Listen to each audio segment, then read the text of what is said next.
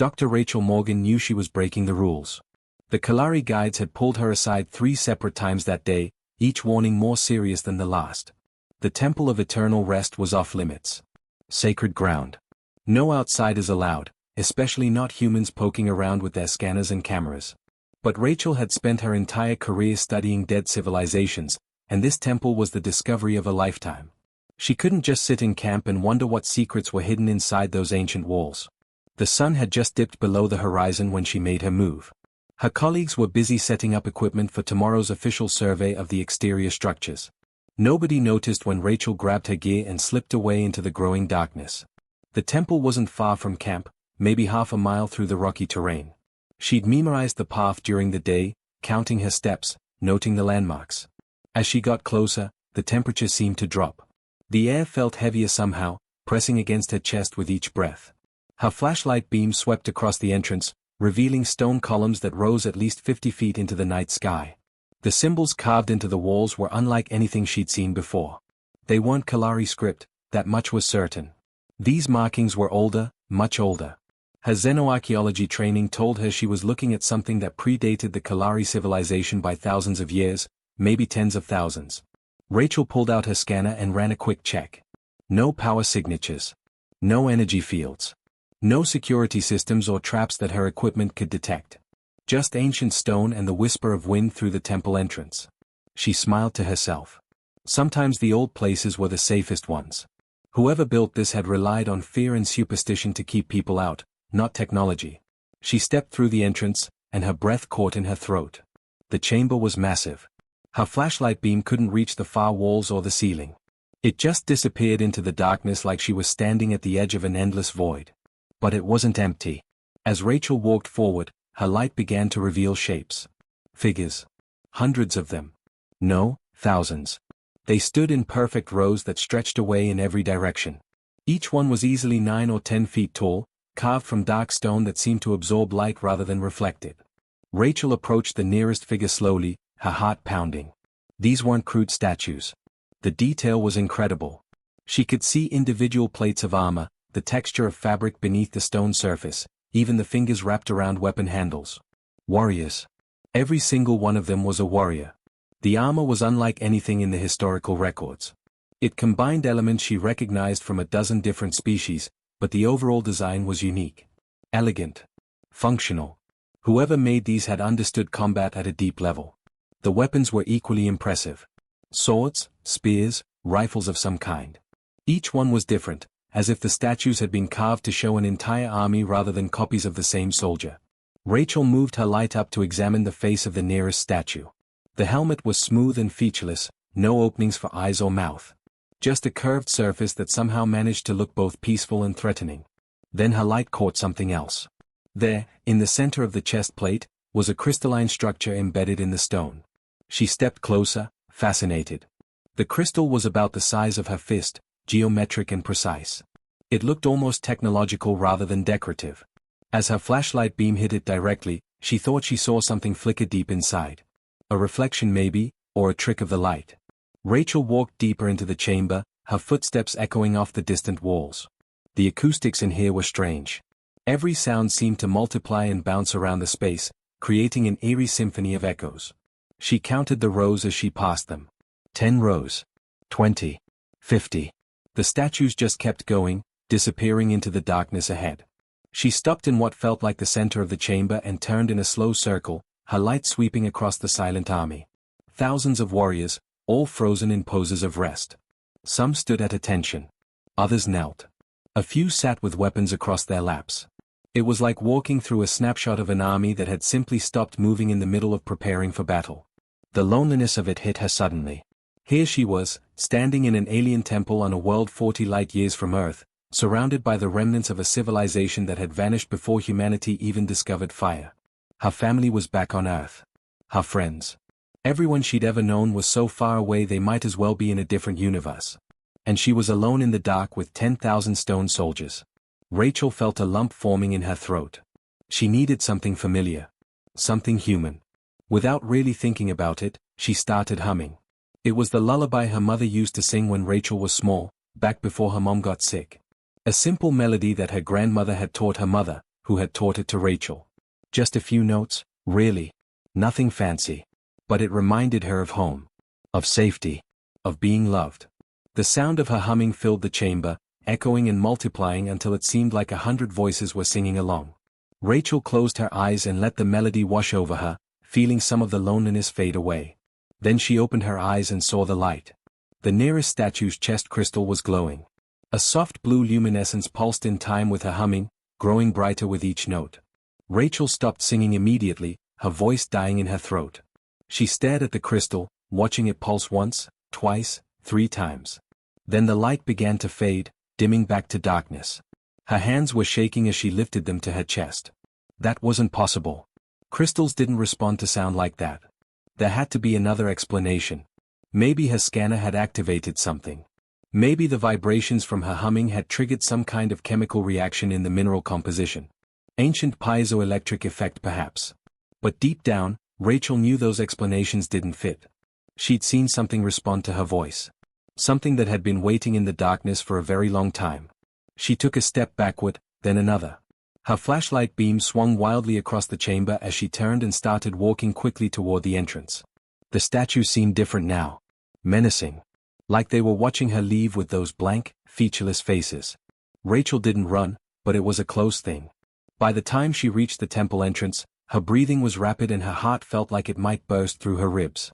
She looked back one last time at the darkness inside, then turned and hurried back toward camp. She didn't tell anyone what had happened. How could she? They'd think the isolation was getting to her. Or worse, they'd want to investigate immediately, and Rachel wasn't sure she was ready to face whatever was in that temple again. Not yet. But sleep didn't come easy that night. Every time she closed her eyes, she saw that crystal pulsing with blue light. And in her dreams, she heard an echo of her own voice humming that old lullaby, multiplied by thousands until it sounded like an army preparing to wake. Rachel spent the entire night staring at the ceiling of her tent. Every time she closed her eyes, she saw that crystal glowing in the darkness. The rational part of her brain kept trying to find explanations. Phosphorescence triggered by sound waves. Bioluminescent organisms living inside the crystal structure. Some kind of ancient alarm system that had somehow maintained power for thousands of years. But none of those explanations felt right. She'd seen something respond to her voice, to that specific melody. And she needed to understand what it meant. By the time the sun came up, Rachel had made her decision. She couldn't tell anyone. Not yet. If she went to the expedition leader and said a statue's crystal had glowed when she hummed a lullaby, they'd either think she was losing her mind or they'd immediately seal off the temple and call in the military. Either way, she'd lose access to the greatest discovery of her career. No, she had to go back alone. She had to know for sure what had happened in that chamber. The morning passed in a blur of pretending to be normal. Rachel attended the team briefing, nodded at all the right moments, and volunteered to catalog some surface artifacts away from the main group. By noon, she had quietly gathered everything she needed. Her full sensor array this time, not just the basic scanner. High-resolution cameras. Audio recording equipment. She wanted documentation of whatever was about to happen. The walk to the temple felt longer in daylight. Rachel could see the structure clearly now, its massive columns rising against the alien sky. The Kalari guides were positioned at their usual spot about 200 yards from the entrance, but they weren't watching the temple. They were facing away from it, as if even looking at the sacred structure was forbidden. Rachel waited until they were distracted, then slipped inside. The darkness swallowed her immediately. Her eyes needed a moment to adjust as she moved past the entrance, her equipment bag heavy on her shoulder. The chamber revealed itself slowly in her flashlight beam. All those warriors, still standing in their perfect rows. Still waiting. The sight was less terrifying in daylight somehow, or maybe Rachel was just too curious to be afraid anymore. She walked straight to the center of the chamber this time, her footsteps echoing in the vast space. She set down her equipment and began arranging sensors in a circle around her position. Electromagnetic field detectors. Seismic monitors. Thermal cameras. Audio spectrum analyzers. If something happened, she wanted every possible measurement recorded. Rachel stood up and took a deep breath. Her hands were trembling slightly as she activated all the recording equipment. The sensors hummed to life, their indicator lights casting tiny green and red dots in the darkness. She looked around at the silent warriors surrounding her. Thousands of them, all frozen in time. All waiting for something. She started to hum. The lullaby came easily, the same simple melody her mother had sung. Rachel let her voice grow stronger, louder, allowing the notes to carry through the chamber. The acoustics were incredible. Her humming multiplied and echoed until it sounded like a choir filling the space with sound. The first crystal ignited like a star being born. It was the warrior directly in front of her, the same one from last night. The blue light blazed to life in its chest, so bright that Rachel had to squint. But this time it didn't fade. The glow held steady, pulsing in rhythm with her humming. Then the warrior next to it lit up. Then another. And another. The light spread outward from Rachel's position like a shockwave. Row after row of crystals erupted with blue-white radiance. The effect was hypnotic and terrifying. Within seconds, hundreds of warriors were glowing. Within a minute, thousands. The entire chamber transformed from darkness into a sea of light so intense that Rachel could see the distant walls for the first time. The space was even larger than she'd imagined, stretching away into the distance like an underground cathedral. The ground began to shake. It started as a subtle vibration beneath Rachel's feet, barely noticeable at first. But it grew stronger with each passing second. Her equipment started rattling. The seismic monitors were screaming warnings, their readings spiking off the charts. Rachel stumbled backward, nearly tripping over her sensor array.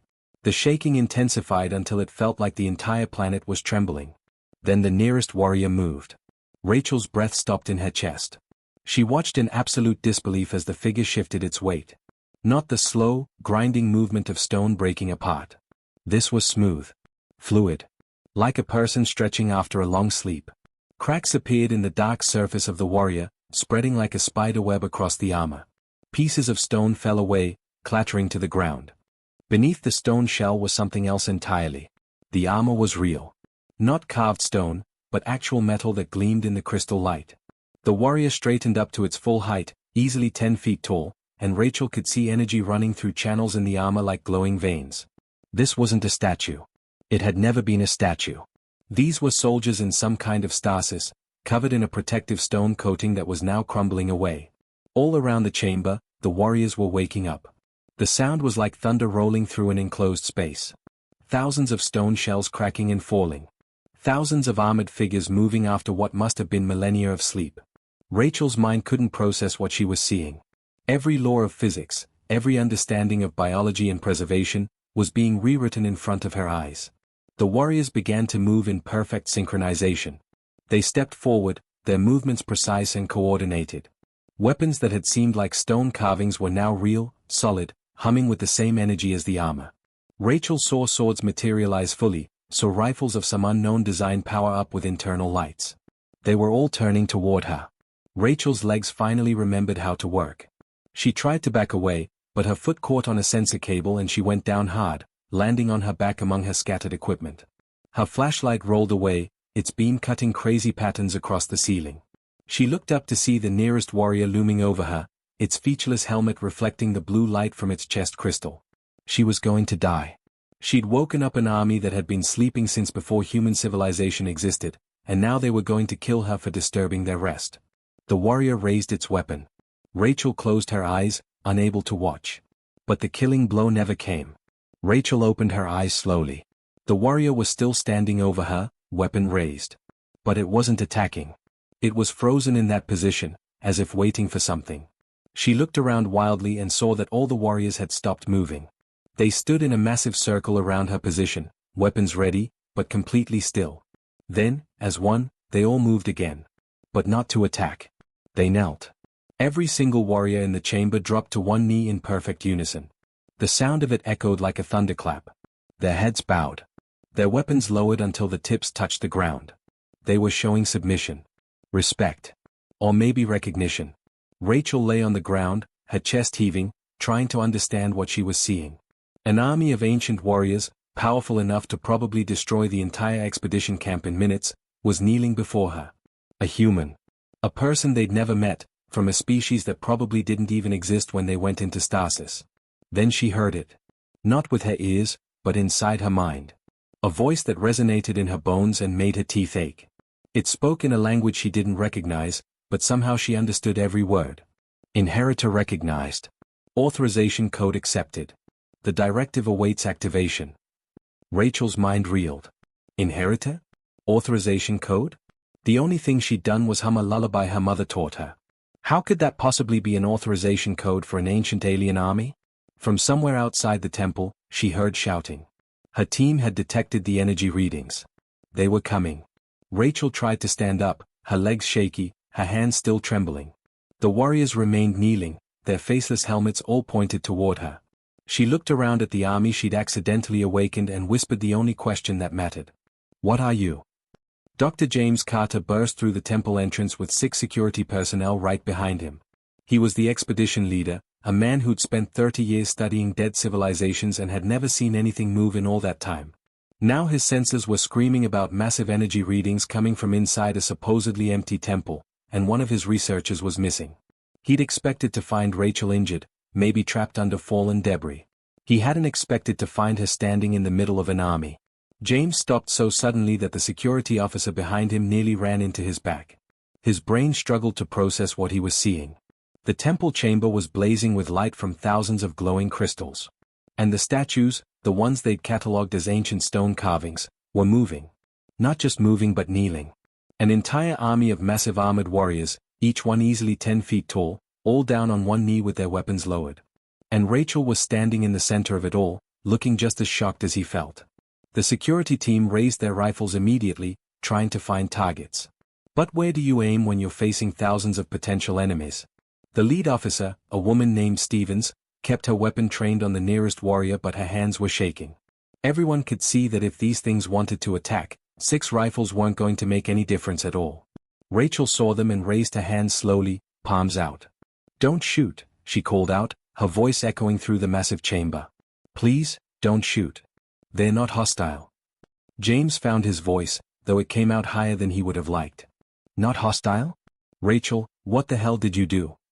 Rachel looked around at the kneeling warriors, then back at James.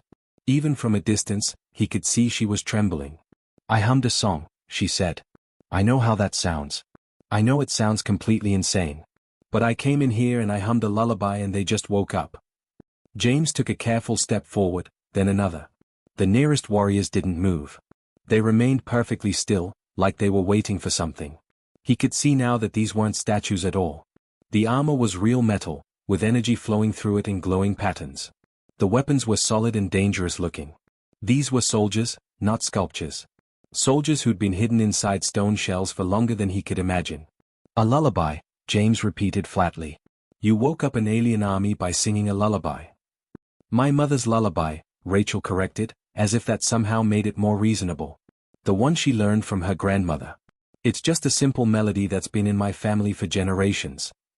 Before James could respond, Rachel suddenly gasped and grabbed her head with both hands. She dropped to her knees like someone had hit her.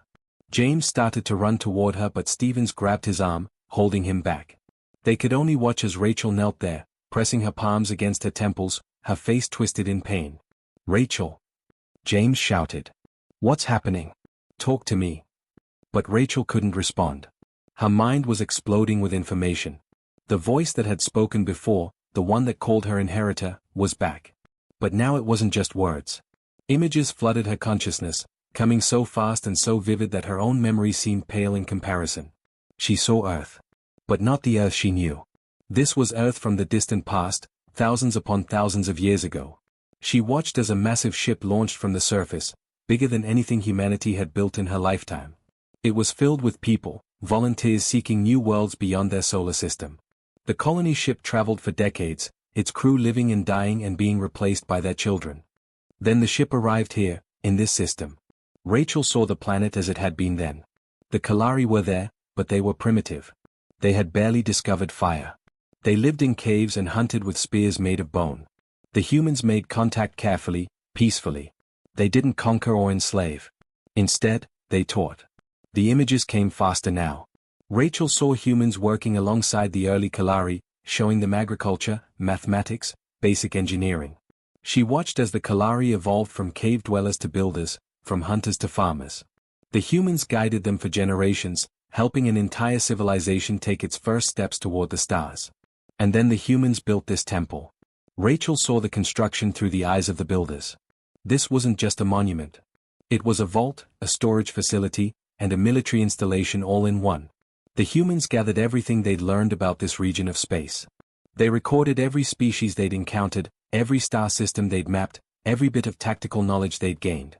And then they created the Guardians. The warriors surrounding Rachel weren't aliens. They were human creations, soldiers designed and built by her ancestors. Each one was a marvel of technology that wouldn't be matched for millennia. They were programmed with one purpose: to wait.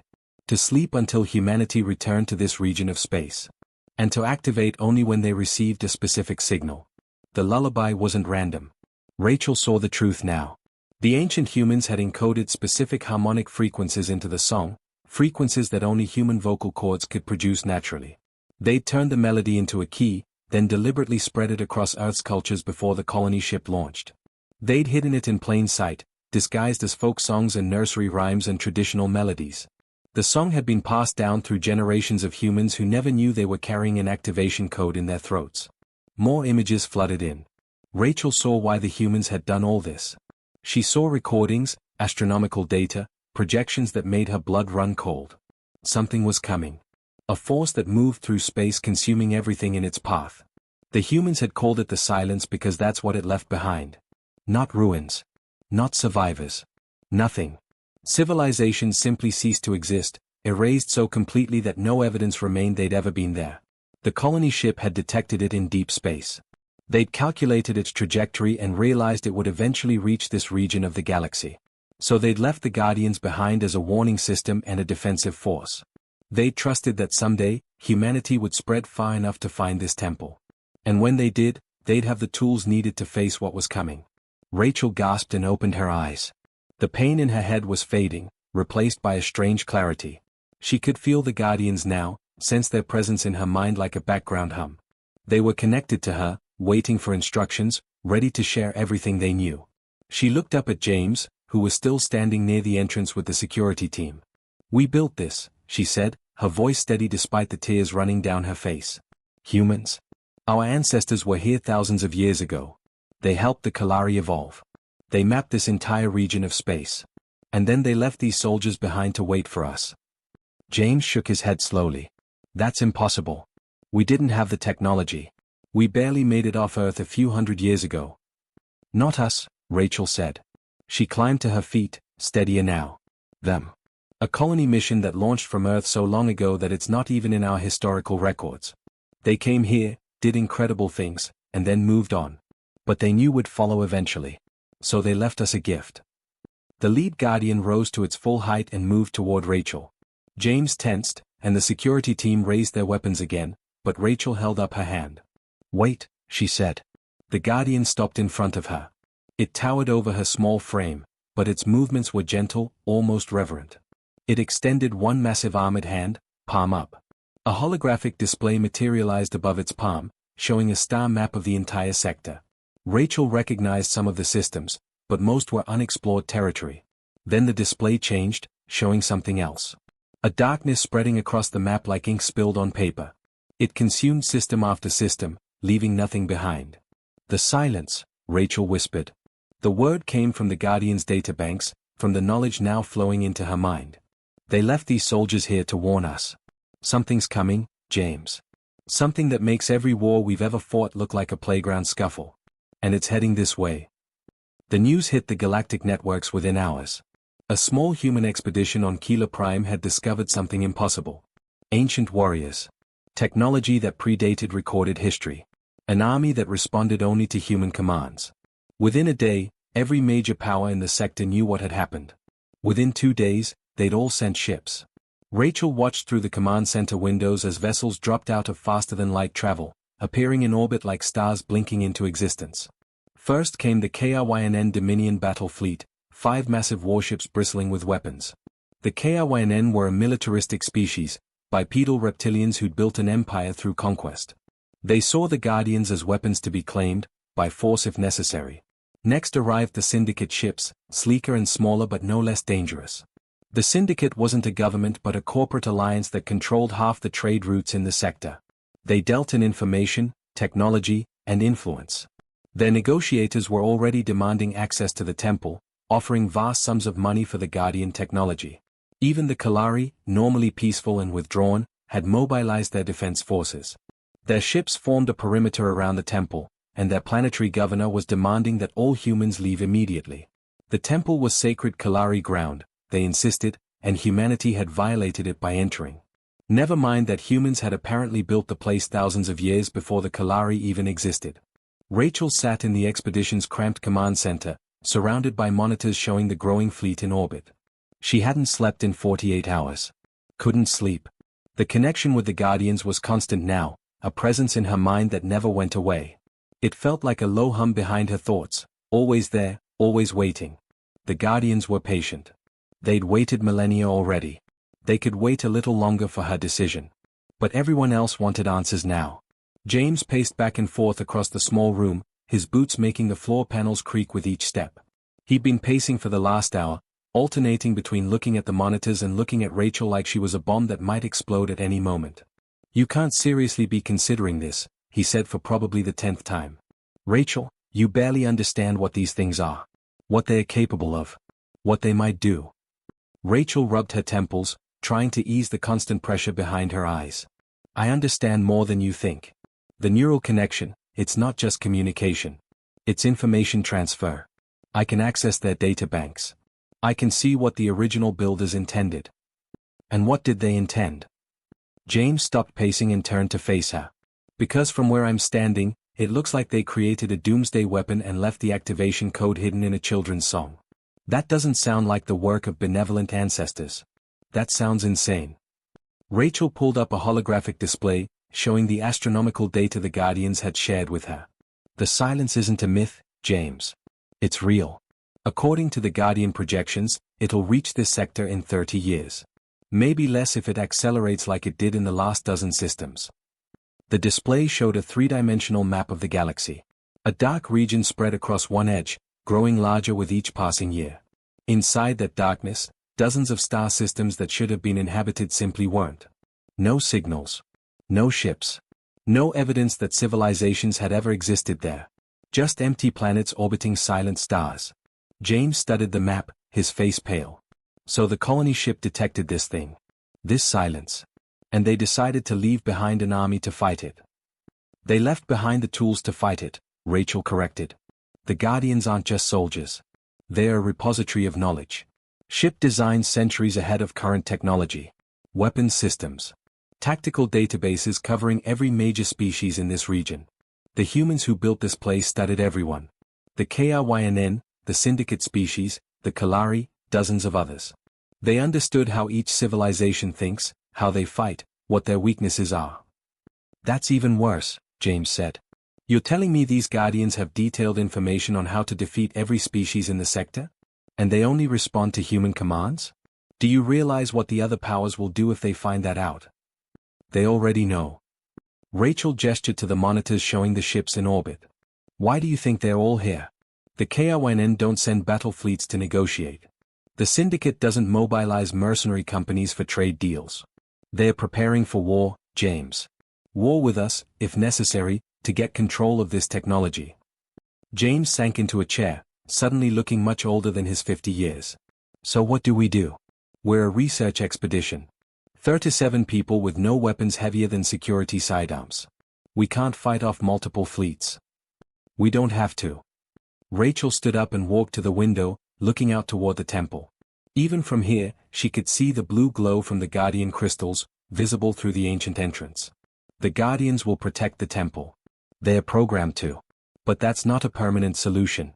Eventually, someone will try something desperate.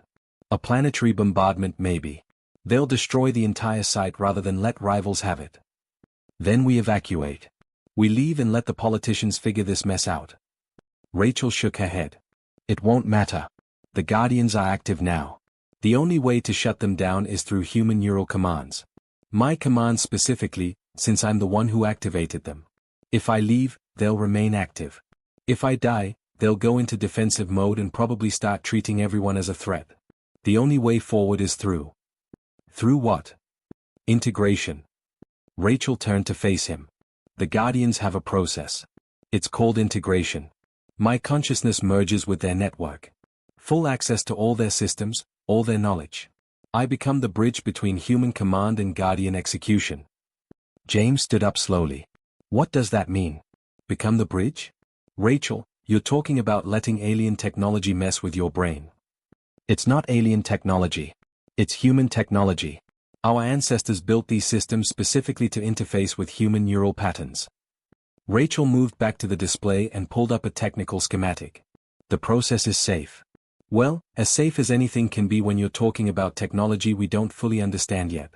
But I've seen the records. The original humans tested it extensively. And what happens to you? Do you stay you? Or do you become something else? That was the question Rachel had been avoiding thinking about. She'd felt the edges of what integration would mean. The Guardian network was vast, containing knowledge and experiences spanning thousands of years. Merging with it would change her. How could it not? But the alternative was worse. I'll still be me, she said, hoping it was true. Just more. The Guardians aren't trying to overwrite my personality. They need a human commander, someone who can think and adapt and make decisions they can't. But I'll have access to everything they know. Every tactical scenario. Every bit of data about the incoming threat. James sat back down heavily. And if you don't do this? If you refuse? Rachel looked at the monitors again. More ships were arriving. She counted at least 20 now, with more appearing every hour. Then the KRYNN will probably attempt to seize the temple by force. People will die. Maybe a lot of people. And even if they succeed, they won't be able to properly use the Guardians. The technology is locked to human neural patterns. Only we can make it work as intended. So humanity becomes the gatekeeper for the most powerful military technology in the sector. We were always meant to be. Rachel pulled up another file from the Guardian databases, showing documentation from the original human builders. The colony ships studied every major species they encountered. They saw the KRYNN's aggression, how they expand through military conquest. They saw the syndicate's corruption, how they'd sell anything for profit. They saw the Kalari's isolationism, how they refused to cooperate with outsiders.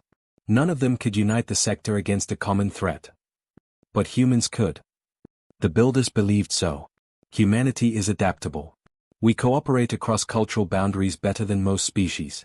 We're not perfect, but we have a better chance of bringing everyone together than anyone else. Rachel closed the files and looked James in the eye.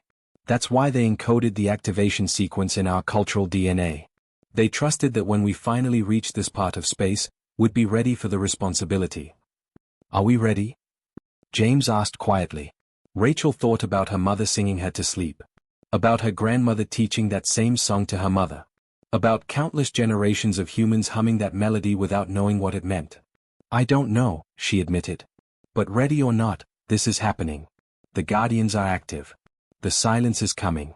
And right now, I'm the only person who can access the tools we need to face it. The KRYNN made their move just as the sun was rising over Keeler Prime.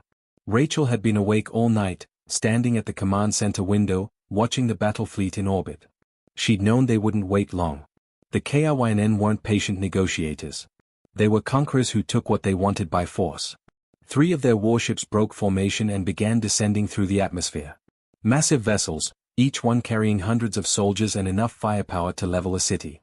The expedition's sensors tracked their approach, watching helplessly as they headed straight for the temple. James was shouting into a comm unit, trying to reach the KRYNN fleet commander, demanding they stand down. But there was no response. The KRYNN had made their decision. The warships landed in a triangle formation around the temple, their landing gear crushing the rocky terrain beneath them. Ramps dropped and soldiers poured out. KRYNN shock troops, heavily armored and carrying weapons designed for maximum destruction.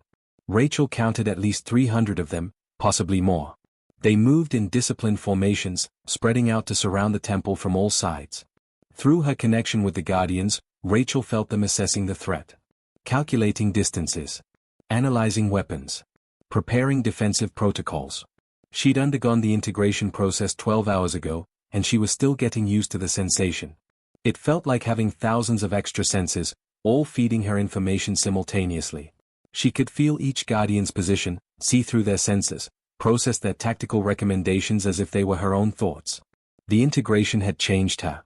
She'd screamed during the process, felt like her mind was being torn apart and reassembled.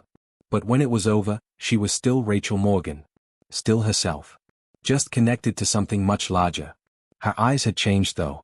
When she looked in a mirror now, they glowed with a faint blue light, the same color as the Guardian crystals.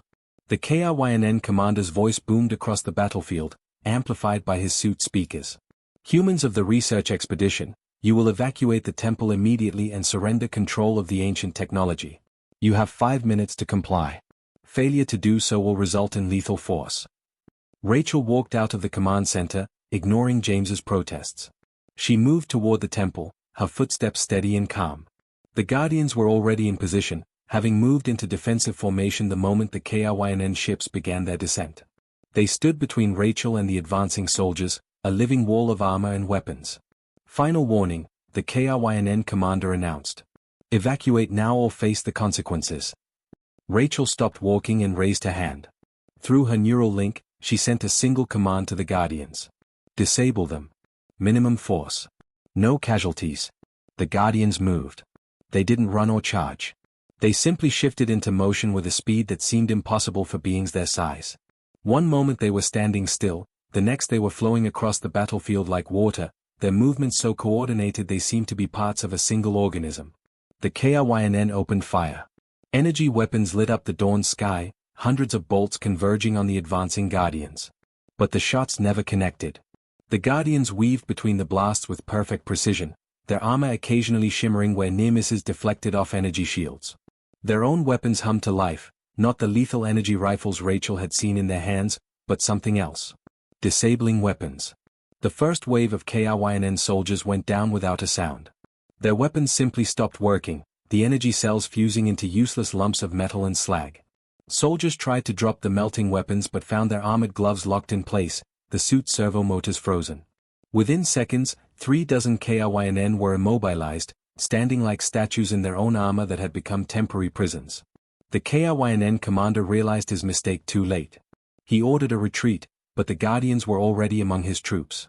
They moved with surgical precision, disabling weapons, locking armor joints, neutralizing threats without causing serious injury. It was a masterclass in non-lethal combat, each Guardian executing their role perfectly. The warships attempted to provide air support, their weapon systems powering up to fire on the Guardians. But before they could shoot, their targeting systems went haywire. Displays flickered and died. Navigation controls stopped responding. The ship's entire electronic systems were being scrambled by some kind of directed electromagnetic pulse that the Guardians were generating. One by one, the massive vessels settled back to the ground in emergency landings, their crews struggling to maintain basic life support. Rachel walked through the chaos untouched. KRYNN soldiers saw her coming and tried to aim weapons that no longer functioned. She could feel everything through her connection with the Guardians. Every tactical decision. Every calculated movement. Every enemy soldier's position and status. The data flowed through her mind like she'd been processing it her entire life. The entire battle lasted less than 6 minutes. 300 KRYNN soldiers disabled. 3 warships grounded. 0 casualties on either side. The Guardians stood among the immobilized KRYNN, weapons lowered, waiting for Rachel's next command. The KRYNN commander was on his knees, his armor locked in place, his helmet displaying error messages he couldn't clear. He looked up as Rachel approached, and she saw fear in his reptilian eyes. Real fear. His species had conquered a dozen worlds through superior military force. And in 6 minutes, humanity's ancient soldiers had made his entire assault force look like children playing with toys. "What are you?" he asked, his translator converting his hissing speech into standard galactic language. Rachel knelt down so she was at eye level with him. Her glowing eyes reflected in his helmet's visor. "I'm Dr. Rachel Morgan from Earth. I'm a xenoarchaeologist who accidentally discovered something my ancestors left behind. And I'm here to deliver a message to every species watching this." She stood and turned toward the sky, knowing that dozens of ships in orbit had their sensors locked on this location. Knowing that her next words would be recorded and transmitted across the entire sector within hours. "My name is Rachel Morgan," she began, her voice being broadcast on all frequencies by the Guardian's communication systems. "I'm a human, from a species that most of you barely acknowledge in galactic politics. But I stand here today with the authority of the Eternal Guardians, and I speak for humanity's ancient legacy." She gestured to the Guardians standing behind her. Thousands of years ago, humans came to this region of space. They explored. They made contact with primitive civilizations and helped guide them toward the stars. The Kalari people owe their technological development to those ancient humans. And before our ancestors moved on, before they continued their journey to the other side of the galaxy, they left something behind. They left the Guardians. Rachel pulled up a holographic display that appeared in the air above her, visible to everyone on the battlefield and broadcast to every ship in orbit. It showed the astronomical data about the silence, the spreading darkness that consumed civilizations. They did this because they knew something was coming. A threat unlike anything the galaxy has faced before. The silence doesn't just destroy civilizations. It erases them completely. No ruins. No survivors. No evidence they ever existed. My ancestors detected it thousands of years ago, and they left the Guardians as a warning system and a defensive force. The hologram showed projections of the silence's advance. System after system disappearing into the void. According to the data in the Guardian archives, the silence will reach this sector in approximately 30 years. It will consume every world, every species, every civilization in its path. And you will face it divided, squabbling over ancient technology, waging wars over resources and territory. Rachel paused, letting her words sink in. Or you can stand with us. The Guardians' technology, their knowledge, their tactical databases covering centuries of information, all of it can be shared. But there's a condition. This technology only functions through human neural architecture. That was deliberate. My ancestors studied every major species in this region. They understood your strengths and your weaknesses.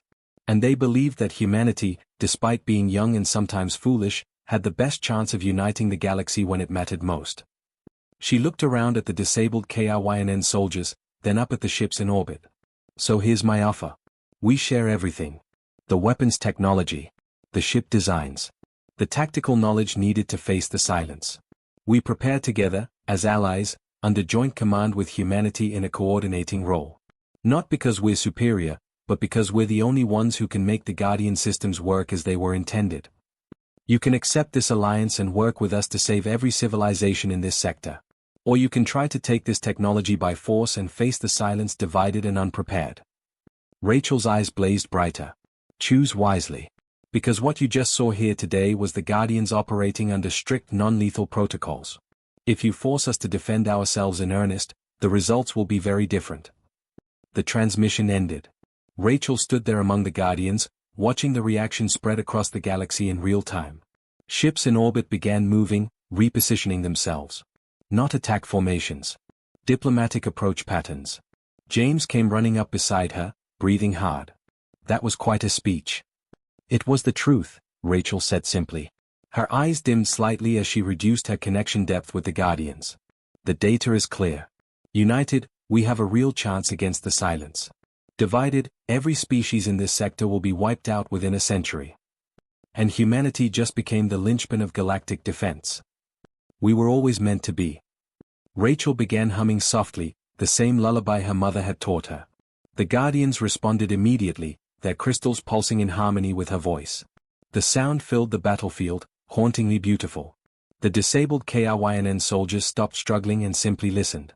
Tell Earth, Rachel said quietly. Tell them we found something incredible out here. Our ancestors left us a gift and a responsibility. It's time humanity stepped up and became what we were always supposed to be. Not conquerors. Not warriors. But protectors. The ones who stand between civilization and the darkness that wants to consume everything. Above them, the first diplomatic shuttles began their descent. Representatives from a dozen species, coming to negotiate. The galaxy's future was being rewritten, and it would be written with humanity's guidance. Rachel smiled and looked up at the alien sky. Somewhere out there, the colony ship that started all this was still traveling. Still exploring. Still carrying humanity's dream of reaching the stars. And back here, their descendants had finally found the legacy they'd left behind. The Guardians stood silent, their mission finally fulfilled after millennia of waiting. Humanity had returned. And together, they would face whatever came next.